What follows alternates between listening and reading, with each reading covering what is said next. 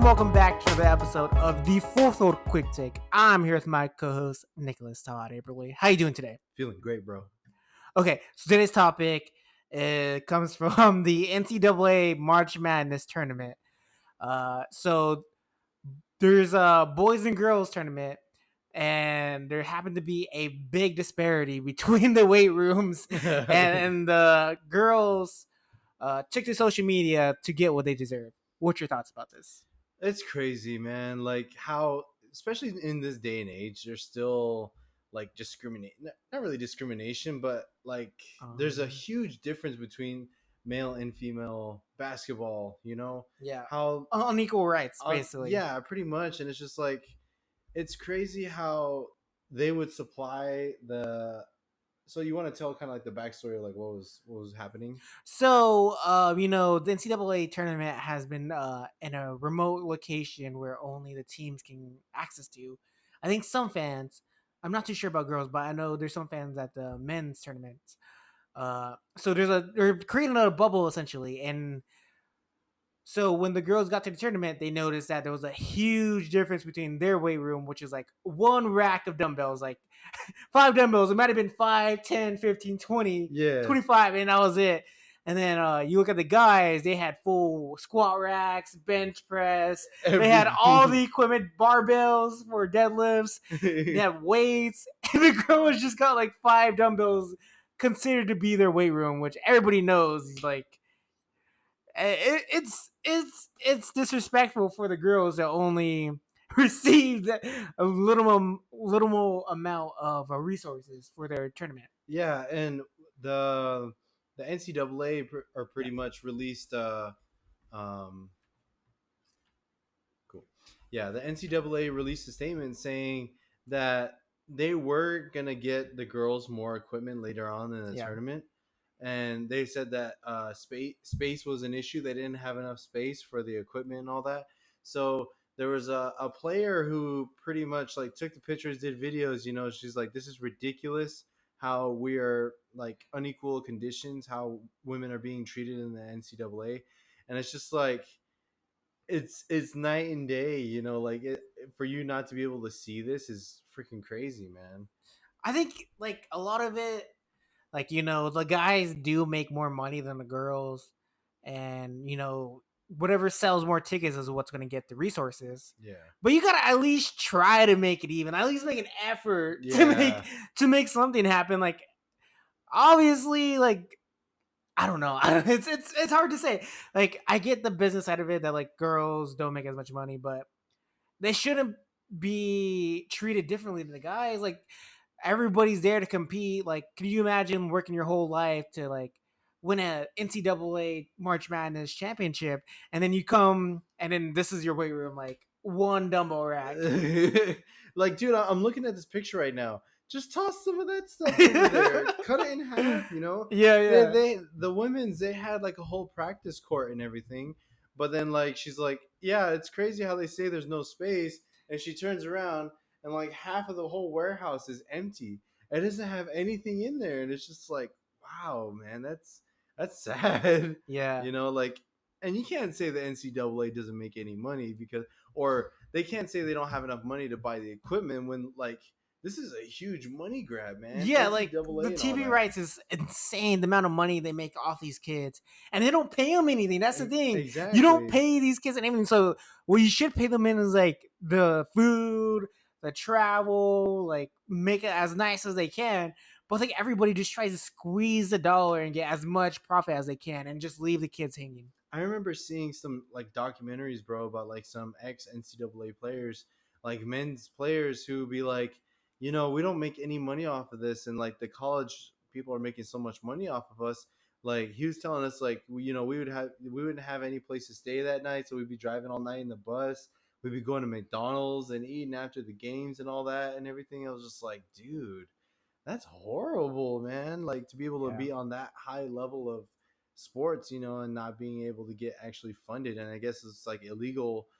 Is it illegal for like these players to get funded by like Nike or anything like that? Yeah, you can't sign a deal. Yeah, you can't use your likeness. Yeah, like NCAA owns your likeness. So you can't use so it's not until like you go like pro NBA pro and all that you're able to do that stuff. But Yeah, it's crazy how it does seem like the NCAA does take advantage of these people, you It's know? such a scam, to be honest. Like, Yeah, first off, you consider them amateur players, but you're getting all this money to get to host this tournament yeah, and create this big event, and they see none of the money, they see none of the profits, yeah, and it just sucks that you're taking advantage of these kids. Like, it's one of those old problems that they keep defending against.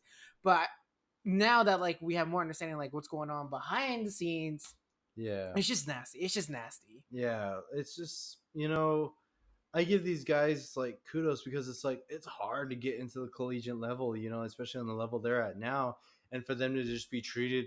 This is like high school stuff, man. Like this is like bad. Like you can see like the men's have like this is like NBA level type of stuff, and this is like junior high. Like Yeah. you don't even lift before your game, but like I would imagine like in college level, lifting before a game or even after just to stretch out or everything else, Like, it's is not hard to get a squat rack, like a couple of squat racks and a couple of barbells in there.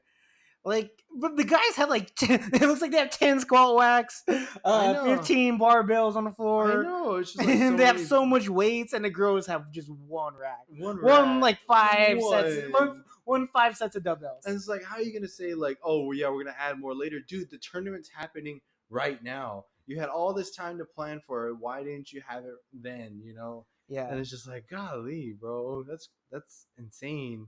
And it's great that like all the players took to social media and called NCAA out, because they really should. The NCAA should be held responsible for this, and the fact that they had to like lash out against the NCAA to finally get the treatment they deserve, it's just it's just wrong. That you have to go to that extent to be able to get Yeah. what you need. That's one thing I was seeing too. Like a lot of NBA players, like Stephen Curry and all these other players, were commenting on it. They were just like, "Wow, that's crazy. Why aren't these people, getting fair treatment?" So Yeah. I So don't know. the next topic that has to do with the NCAA was that an Ohio State player was receiving death threats after his team lost in an upset in the March Madness tournament. So what's your thoughts about this? Death threats, Yeah, death yo. threats for losing a game in the tournament. Oh my god, man! You all need that person and anyone who gives death threats after a game needs to get a life, yo.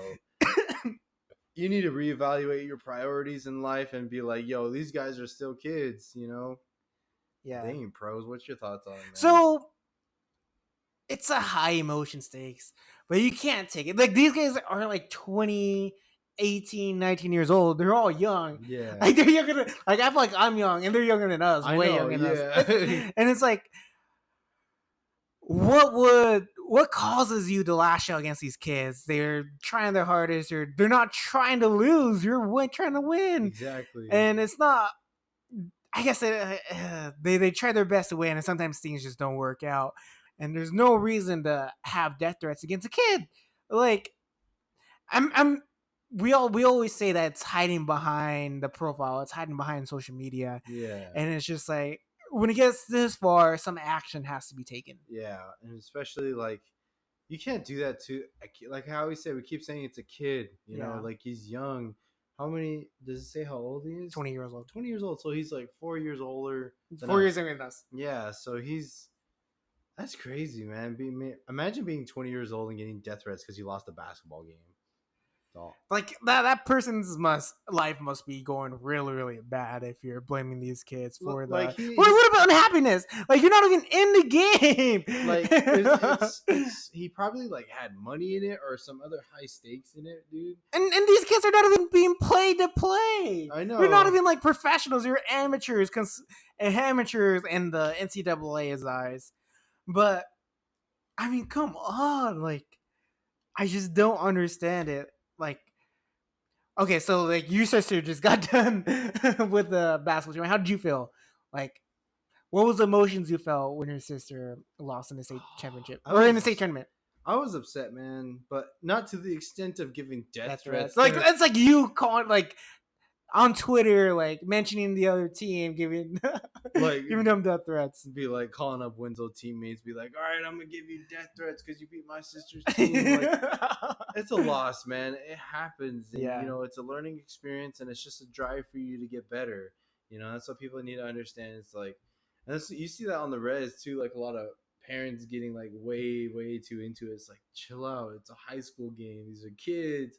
Let them have fun. You know, but like when it comes to college, you know, it gets a little bit more serious, but not to the serious extent of death threats. You know, maybe the NBA, but I was gonna. It's basketball. It's supposed to be fun. The sport's supposed to be appealing, and it's supposed to be something you're supposed to do at your leisure, and something that supposed to get you away from the real world. But once you take that like step, you could be sad, you could be happy that your team's losing, Mhm. but ultimately there should be a sportsmanship at the Yeah. end, and be like, okay, the other team was just better us than today, and hopefully next year we have a chance to win and be in the same spot, and maybe the outcome will be different.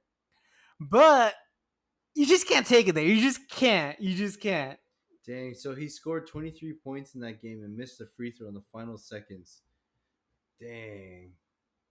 That's rough. But there's it happens every year. It's March Madness. It happens to a lot of teams. Upsets, man. That's Yeah, what it's all it's about. March Madness. That's why they call it March Madness.